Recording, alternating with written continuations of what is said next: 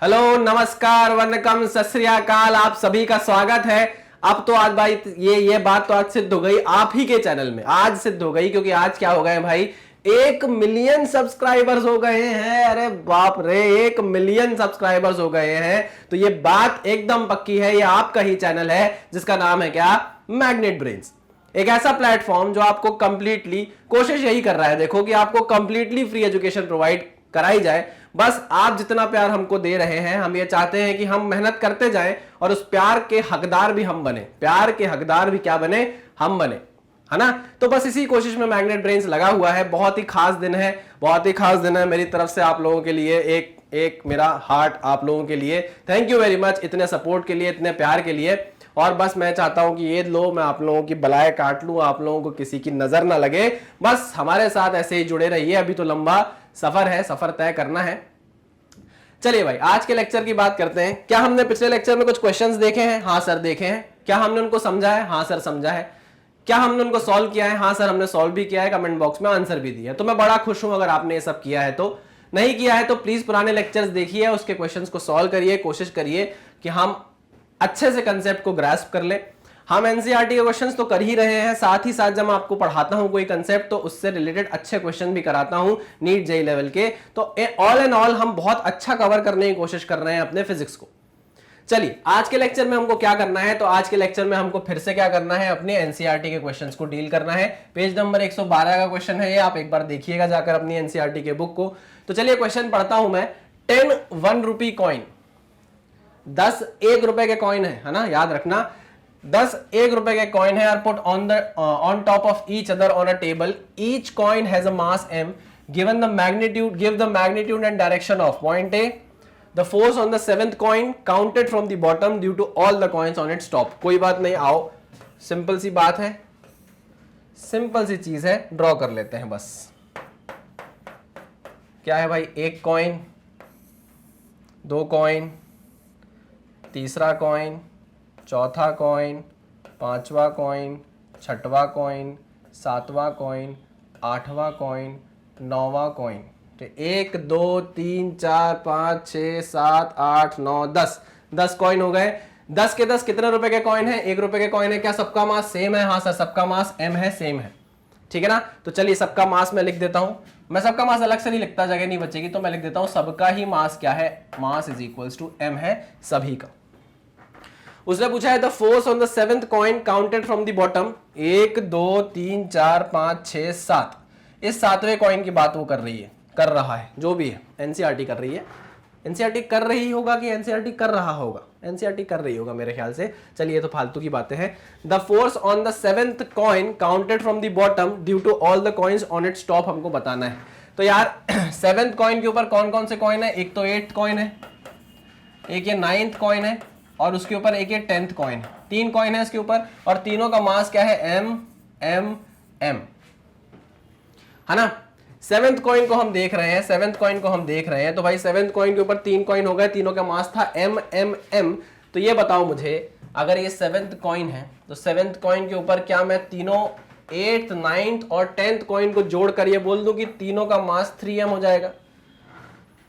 हो जाएगा सर, हो जाएगा। और ये क्या है भाई, नीचे क्या है इसके? इसके नीचे है 7th कॉइन, ये हमारा 7th कॉइन है ना। इसके ऊपर लेकिन 8th है, 9th है, 10th है, मतलब 3 कॉइन है, और तीनों का कॉइन का मास क्या है, m m है। तो मैं तीनों को एक ही कॉइन मानकर क्या बोल देता हूं, 3m मास है, ठीक है। हाँ सर, तो मैं अभी इसको मिटा देता हूं, आप समझ गए होंगे कि ये 7th है ना।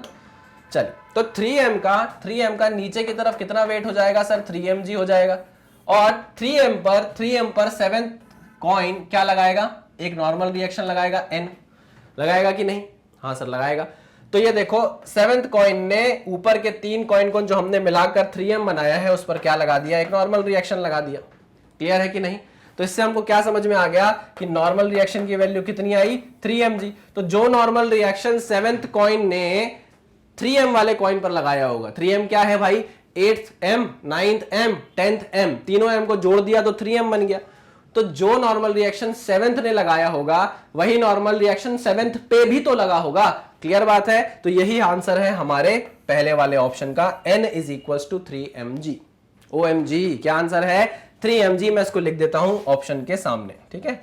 n is equals to 3mg। Clear है? चल बात करते हैं सेकेंड वाले पॉइंट की। इसका आप स्क्रीनशॉट ले लो, फिर हम आगे बढ़ते हैं। ले लो, ले लिया? चलो आओ सेकेंड पॉइंट देखते हैं। The force on the 7th coin by the 8th coin.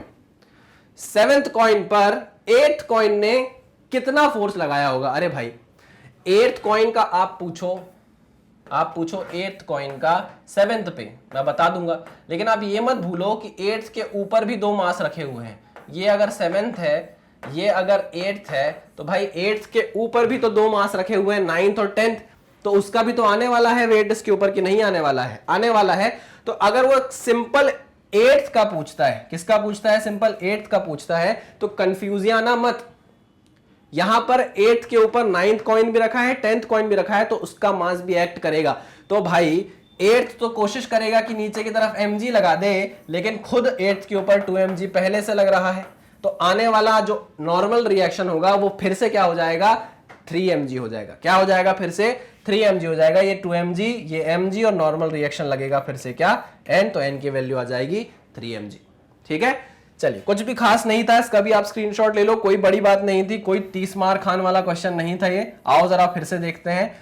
ये है भाई the force on the 7th coin by the 8th coin. Again the answer is 3mg, क्योंकि उसके ऊपर 2 कॉइन पहले से रखे हैं, 2mg उसका, 1mg खुद 8th कॉइन का। ठीक, आ जाओ सी की बात करते हैं।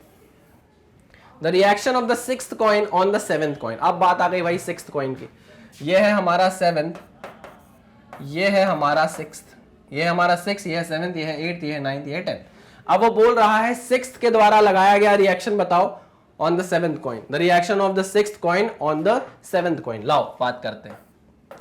ये है 7th कॉइन, थोड़ा बड़ा बना रहा हूं m मास का। 7th कॉइन, मान लो 6th कॉइन ने उसके ऊपर नॉर्मल रिएक्शन लगा दिया n1, नहीं 6th कॉइन इस पर लगा रहा है नॉर्मल रिएक्शन n1, और 8th कॉइन इस पर नॉर्मल रिएक्शन लगा रहा है n। लगा रहा है कि नहीं? हाँ सर। तो नीचे से 6th कॉइन ने n1 लगाया, ऊपर से 8th कॉइन ने n लगाया। लिख देता हूं, n1 is due to 6th coin, due to 6th coin. n is due to 8th coin. 8th coin भाई 8th ने लगाया है n, 6th ने लगाया है n1। क्लियर है ना? ठीक है, क्या आपको n की वैल्यू पता है? क्या आपको n की वैल्यू पता है? अच्छा, इस 7th मास का, इस 7th कॉइन का, सॉरी इस 7th कॉइन का क्या खुद का भी कुछ वेट होगा? हाँ सर, नीचे की तरफ एक्ट करेगा mg, नीचे की तरफ एक्ट करेगा mg। क्लियर?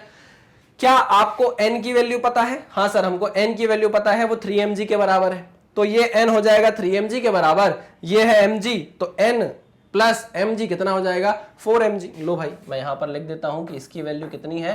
3mg। तो टोटल आपका n1 जो आया, n1 जो आपका टोटल आया है वो किसके बराबर आया है? 4mg के बराबर। किसी को कोई प्रॉब्लम? किसी को कोई प्रॉब्लम? नहीं सर, कोई प्रॉब्लम नहीं। अगर आप जनरल सेंस से भी देखोगे तो सोचो ना भाई, 6th कॉइन के ऊपर 1 2 3 4 कॉइन रखे हुए हैं कि नहीं?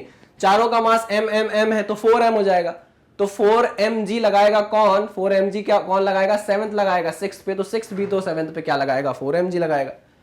सिंपल सा, थोड़ा सा कंफ्यूज करने वाला क्वेश्चन है क्योंकि थ्योरेटिकल है, थ्योरेटिकल कंसेप्ट को चेक करता है आपके, इसलिए क्या होता है कभी कभी थोड़ा सा कंफ्यूज आ जाते हैं बच्चे। लेकिन आज मैं बड़ा खुश हूं क्योंकि आज 1 मिलियन हो गए हैं, तो आज कंफ्यूज आना नहीं है। देखो है ना, एकदम एंजॉय करते रहना है, कोई टेंशन नहीं लेना है दिमाग पे, बस धीरे धीरे क्वेश्चन को समझते आना। यार कितना अच्छी बात है, कितना अच्छा लगता है।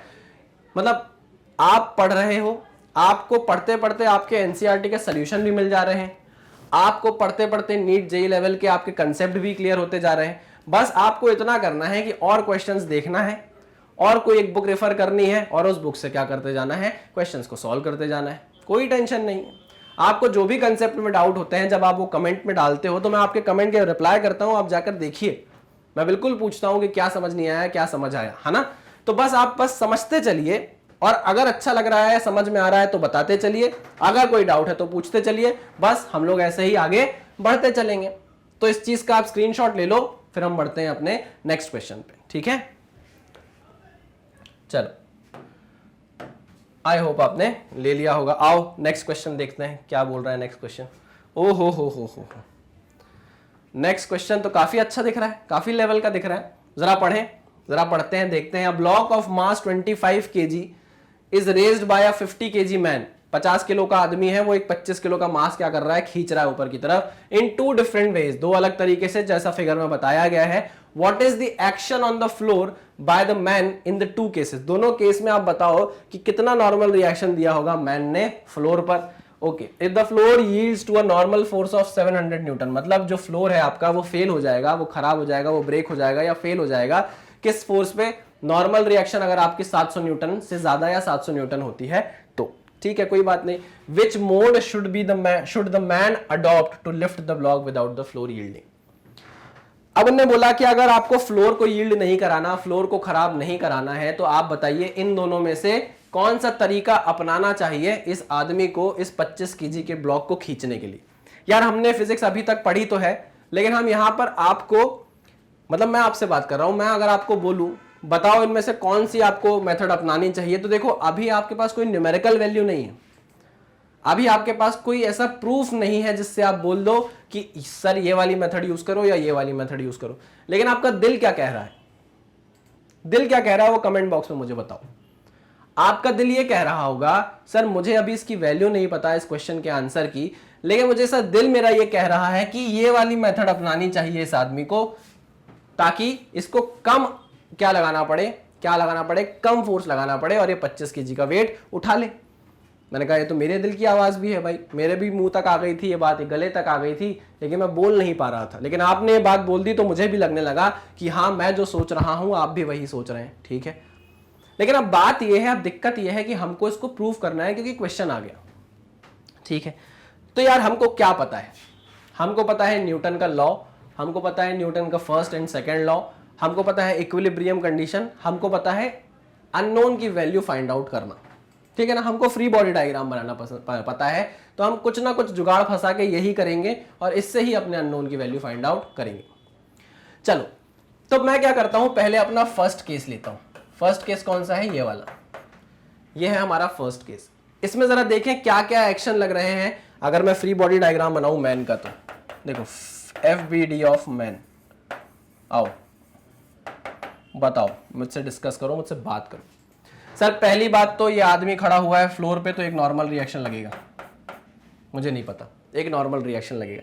ठीक है सर, ये आदमी फ्लोर पर खड़ा है, इसका खुद का वेट नीचे की तरफ लगेगा। वेट है कितना भाई, कितना वेट है, 25 नहीं 50। इंसान का वेट कितना है, 50 kg। ठीक है, तो सर इसका खुद का भी वेट होगा जो नीचे की तरफ लग रहा होगा, और वो है सर 50g, ये मैंने माना। ठीक है, ओके, कोई टेंशन नहीं है। 50g नीचे की तरफ, नॉर्मल रिएक्शन ऊपर की तरफ। और क्या लग रहा होगा सर, ये 25 kg का जो ब्लॉक है सर, लेकिन आप तो FBD मैन का बना रहे हो। हाँ, लेकिन मैं देख तो लूँ। अच्छा समझो कि हमको क्यों जरूरत पड़ेगी, मैं क्यों इस मास पर आऊंगा, समझना। हमने FBD मैन का बना लिया, नॉर्मल रिएक्शन ऊपर की तरफ, उसका वेट नीचे की तरफ। क्या आपको ऐसा नहीं लगता कि इस स्ट्रिंग पर टेंशन नीचे की तरफ आएगी? इस पूरी स्ट्रिंग में टेंशन सेम रहेगी। ब्लॉक से बैठकर देखूंगा, अवे फ्रॉम द पॉइंट जाएगी, टेंशन की वैल्यू ये रहेगी, मैग्नीट्यूड ये रहेगा, डायरेक्शन ये रहेगा। हाँ, क्या इस वेट का, इस मास का वेट नीचे की तरफ एक्ट करेगा 25g? हाँ सर, करेगा कि नहीं करेगा? करेगा सर। तो अगर मैं आपसे बोलूं FBD ऑफ मैन, पहले वाले केस में मैं देख रहा हूं, फर्स्ट केस लिख दे रहा हूं यहां पे, फर्स्ट केस ये है भाई आपका पॉइंट मास, मैंने आदमी को ले लिया है यहां पर। ठीक है ना, ये जो आदमी है इसको मैंने पॉइंट मास बना दिया है फ्री बॉडी डायग्राम में। नीचे की तरफ क्या लग रहा है, ऊपर की तरफ क्या लग रहा है सर, एक नॉर्मल रिएक्शन। ठीक, नीचे की तरफ क्या लग रहा है सर, 50g लग रहा है नीचे की तरफ, 50g लग रहा है सर नीचे की तरफ, और सर टेंशन लग रही है नीचे की तरफ। वेरी गुड, टेंशन लग रही है नीचे की तरफ। अब यार नॉर्मल रिएक्शन भी अननोन, टेंशन भी अननोन है ना, किसी एक की वैल्यू तो फाइंड आउट करनी पड़ेगी। तो हम ये मानते हैं, सोचने की कोशिश करना कि जब जब इंसान रोप से खींच रहा होगा अपने इस 25 kg के मास को, तो एकदम ऐसे तो नहीं खींच देगा। कैसे खींचेगा, धीरे धीरे ये खींचेगा, 1 2 3 4 ऐसे करके खींचेगा, धीरे धीरे धीरे धीरे। तो मैं बोल सकता हूं कि ये 25 केजी का mass slowly slowly slowly slowly slowly slowly slowly slowly uniform motion जैसा दिखाई देगा और ये मास ऊपर की तरफ बढ़ेगा जब ये खींचेगा। तो हमने ये माना कि कंसीडरिंग, अज्यूमिंग बोल देता हूं, अज्यूमिंग वेरी स्लो मोशन और यूनिफॉर्म मोशन, है ना, very slow motion of mass, very slow motion of mass, अगर मैं ये मान लेता हूं, अज्यूम कर लेता हूं, अगर मैं ये अज्यूम कर लेता हूं, आप देखिएगा ध्यान से, स्क्रीनशॉट भी ले लीजिएगा, assuming very slow motion of mass, तब मैं ये बोल सकता हूं कि ये जो मास है जो बहुत स्लोली मूव कर रहा है, इसका कोई एक्सेलरेशन एज सच नहीं है, इसमें नीचे की तरफ इसका वेट लग रहा है 25g और टेंशन इसे ऊपर की तरफ खींच रहा है, यूनिफॉर्म मोशन हो रहा है। तो अगर मैं इस कंडीशन को मान लूं तो मैं ये बोल सकता हूं इस कंडीशन से कि T is equal to 25g होना चाहिए। मैं फिर से रिपीट कर रहा हूं, मैंने ये माना है कि जब ये आदमी मास को खींच रहा होगा तो बहुत धीरे धीरे धीरे धीरे मास को ऊपर ला रहा होगा, मतलब ऑलमोस्ट यूनिफॉर्म मोशन में होगा हमारा मास। और अगर यूनिफॉर्म मोशन में होता है तो आपको पता है कि उस पर लगने वाले नेट फोर्स क्या हो जाते हैं, जीरो हो जाते हैं। तो आप इक्विलिब्रियम की बात करने लग जाते हो। तो जब आप इक्विलिब्रियम की बात करोगे तो ऊपर का फोर्स बराबर नीचे का फोर्स। तो इससे हमको टेंशन की वैल्यू मिल गई कितनी, 25g। चलो, तो अगर मैं यहां पर 25g पुट करता हूं वैल्यू, तो नॉर्मल रिएक्शन आपको कितनी मिलती है जरा मुझे बताना, 50g प्लस 25g यानी कि 75g, यानी कि अगर मैं g को, अगर मेरा g चले तो मैं g को कितना ले लूं, 10 मीटर पर सेकेंड स्क्वायर ले लूं। g की वैल्यू यहां पर 10 रखूंगा तो नॉर्मल रिएक्शन की वैल्यू कितनी आ जाएगी, 750 न्यूटन आ जाएगी। अब मुझे ये बताओ कि आपका जो फ्लोर है वो कितने फोर्स पर यील्ड हो जाएगा, कितने नॉर्मल फोर्स पर यील्ड हो जाएगा सर, 700 न्यूटन पर यील्ड हो जाएगा, खराब हो जाएगा, गड्ढा हो जाएगा, फेल हो जाएगा। अब यहां पर नॉर्मल रिएक्शन कितनी आ गई, पहले वाले इंसान के हिसाब से नॉर्मल रिएक्शन कितनी आ गई, 750 न्यूटन आ गई। तो भाई जो नॉर्मल रिएक्शन इंसान पे लग रही है उतना ही नॉर्मल रिएक्शन तो फ्लोर पर भी लग रही होगी ना, n, और वो है कितनी, 750 न्यूटन, जो 700 न्यूटन से ज्यादा है। तो क्या हो जाएगा, ये जो फ्लोर है ये ब्रेक कर जाएगा, क्या कर जाएगा, ब्रेक कर जाएगा, यील्ड कर जाएगा, खराब हो जाएगा, फेल हो जाएगा। ठीक है, तो भाई पहला केस तो सही नहीं है, पहले केस से तो हम नहीं खींच सकते, क्योंकि देखो काफी ज्यादा नॉर्मल रिएक्शन आ रही है, काफी ज्यादा नॉर्मल रिएक्शन आ रही है पहले केस से खींचने पर। ठीक है, चलो तो अब क्या करें, सेकंड केस को कंसीडर करें। हम दूसरा केस देखना चाहते हैं, दूसरे केस में क्या होगा, कितनी नॉर्मल रिएक्शन आएगी। चलो इसका स्क्रीनशॉट ले लो, फिर हम आगे बढ़ते हैं। वेरी गुड, चलो ये कर दिया मैंने पूरा क्लियर। आओ वापस आते हैं अपने सेकंड केस में। सेकंड केस में यहां पर क्या लगा दिया गया भाई, पुली लगा दिया। पुली क्या होती है, एटवुड मशीन सिंपल मशीन होती है ना, सिंपल मशीन होती है जो आपके काम को क्या बनाती है, आसान बनाती है। आप कम फोर्स लगाकर ज्यादा मास उठा सकते हो, ज्यादा वेट उठा सकते हो। ठीक है ना, इसको बोलते हैं पुली। अब भाई इसमें जरा देखें, इसका एफबीडी बनाएं। अब एफबीडी बना रहा हूं मैं सेकंड केस का, FBD of man second case, FBD of man second case. ठीक है ना, ये हमारा क्या है, सेकंड केस। चलिए आओ, वही बात, ये फ्लोर लगाएगा नॉर्मल रिएक्शन, ये फ्लोर लगाएगा नॉर्मल रिएक्शन इस इंसान पे। और सर ये जो है, ये जब खींच रहा है रोप को तो इस पर टेंशन आ रही है, ऊपर की तरफ आ रही है कि नहीं आ रही है, हाँ सर ऊपर की तरफ आ रही है। यहां पर टेंशन सर आ रही है ऊपर की तरफ, नीचे लग रहा है सर 25g का वेट, और सर इस आदमी का भी खुद का वेट होगा तो वो कितना है सर, 50g है। ये तो आप भूल ही गए थे, लिख दिया मैंने। और कुछ लगेगा क्या, नहीं सर, अब एकदम बढ़िया है। तो मुझे एफबीडी ऑफ मैन बनाना है तो मैं इंसान पर ध्यान दूंगा और इंसान को मानूंगा पॉइंट मास। इंसान पर क्या क्या लग रहा है सर, एक नॉर्मल रिएक्शन ऊपर की तरफ लग रही है और एक टेंशन ऊपर की तरफ लग रहा है। वेरी गुड, नॉर्मल रिएक्शन ऊपर की तरफ लग रही है और टेंशन ऊपर की तरफ लग रहा है। नीचे की तरफ क्या लग रहा है सर, नीचे की तरफ लग रहा है 50g।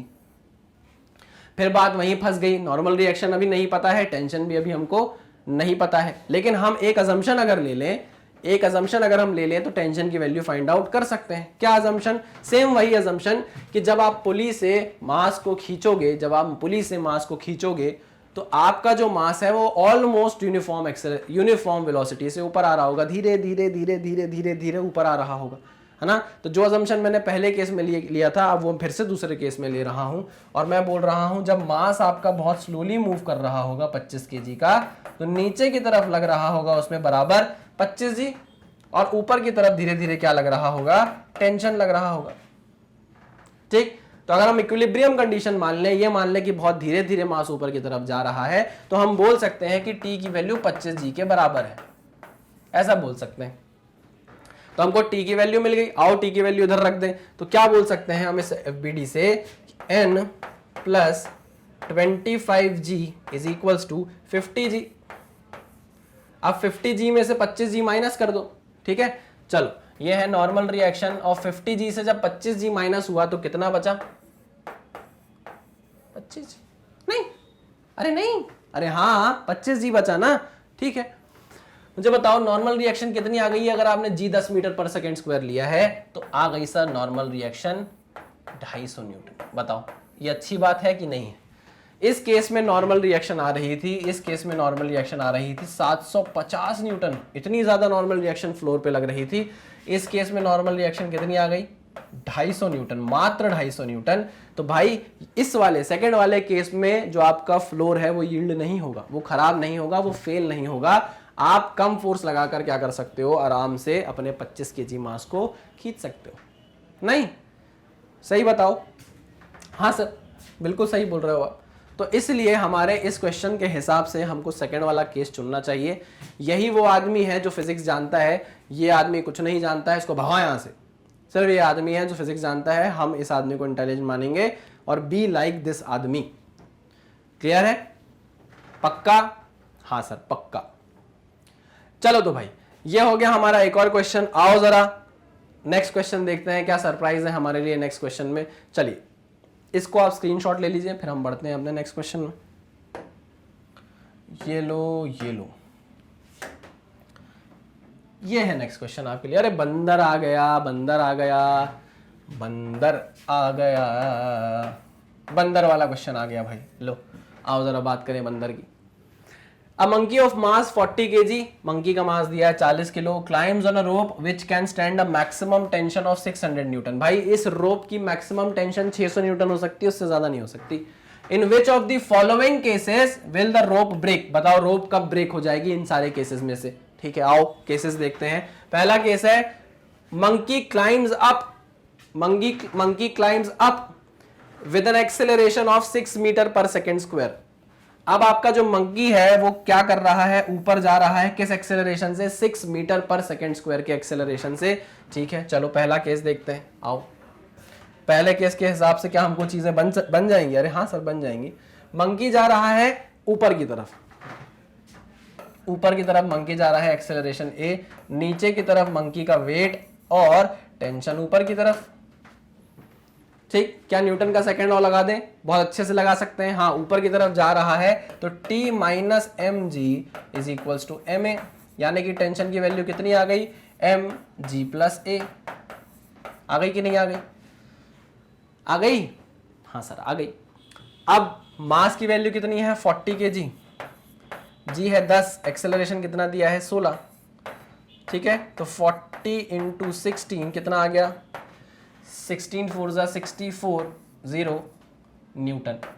टेंशन की वैल्यू कितनी आ गई 640 न्यूटन। लेकिन भाई जो आपकी रोप है वो कितना मैक्सिमम टेंशन झेल सकती है, 600 न्यूटन का। आ कितनी गई 640 न्यूटन। तो पहले केस में क्या हो जाएगी, पहले केस में रोप ब्रेक कर जाएगी, रोप ब्रेक्स, रोप विल ब्रेक। अरे हाँ ना, नहीं बंदर आ जाएगा नीचे। कैसे, क्योंकि रोप टूट जाएगी। अगर रोप टूट गई तो बंदर आएगा धड़ाम से नीचे। बढ़िया, स्क्रीनशॉट ले लो।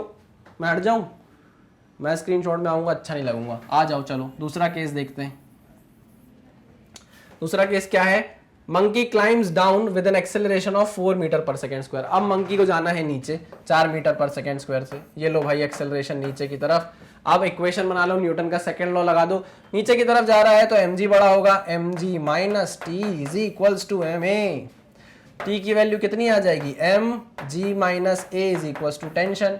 अच्छा, मास की वैल्यू है 40, जी की वैल्यू 10 लेते हो, ए की वैल्यू 4 दे दी गई, -4 इज इक्वल टू टेंशन। कितना आ जाएगा? 10 - 4 इज 6, 6 4 ज़ा 24, 240 न्यूटन आ जाएगी किसकी वैल्यू? टेंशन की वैल्यू। तो बताओ रोप ब्रेक होगी कि नहीं होगी?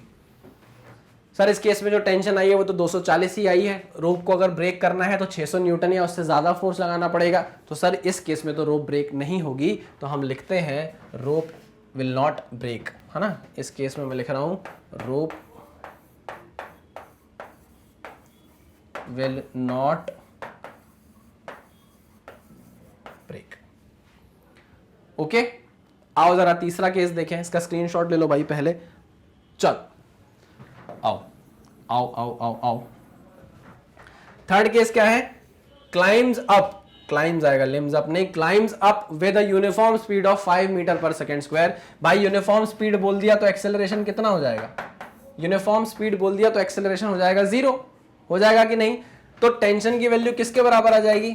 टेंशन की वैल्यू आ जाएगी mg के बराबर, क्योंकि आपने क्या बोल दिया है? फॉल्स डाउन द रोप, नहीं, third case climbs up with a uniform speed of 5 metre per second, तो आपका एक्सेलरेशन 0 आ गया। तो टेंशन की वैल्यू mg के बराबर यानी कि 40 × 10 यानी कि 400 न्यूटन। इस केस में भी क्या होगा? आपकी रोप ब्रेक नहीं होगी क्योंकि 600 न्यूटन से कम है ना।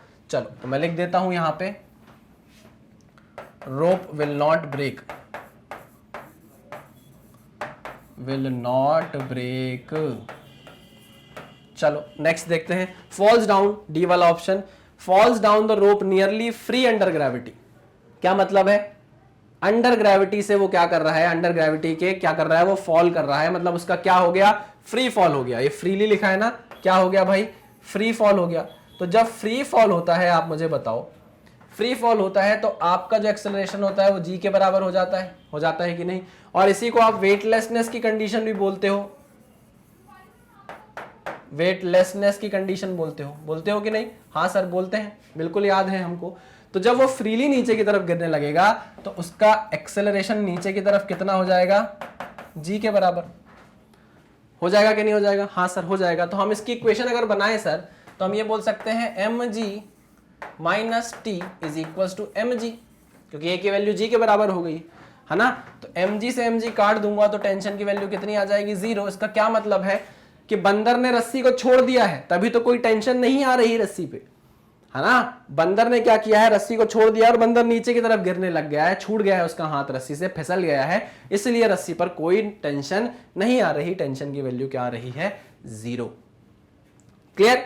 तो ये था एक और अच्छा क्वेश्चन जो हमारे कंसेप्ट को एकदम अटैच करके कंप्लीट कर देता है। इस क्वेश्चन से हमने अपने कंसेप्ट को, पुराने लेक्चर का जो कंसेप्ट था उसको इस क्वेश्चन से अटैच किया और एकदम क्लियर कर लिया है कंसेप्ट को।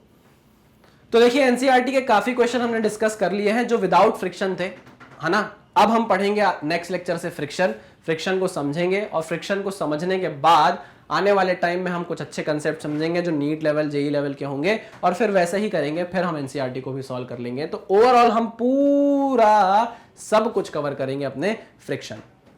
ठीक है, चलिए तो मिलते हैं अब हम नेक्स्ट लेक्चर में इसी एनर्जी के साथ। And thank you very much once again, हमको 1 मिलियन तक पहुंचाने के लिए। हमको बिल्कुल आपके साथ का हमेशा इंतजार रहेगा, आगे भी इसी तरीके से अपना साथ बनाए रखिए, अपना प्यार बनाए रखिए। Thank you very much.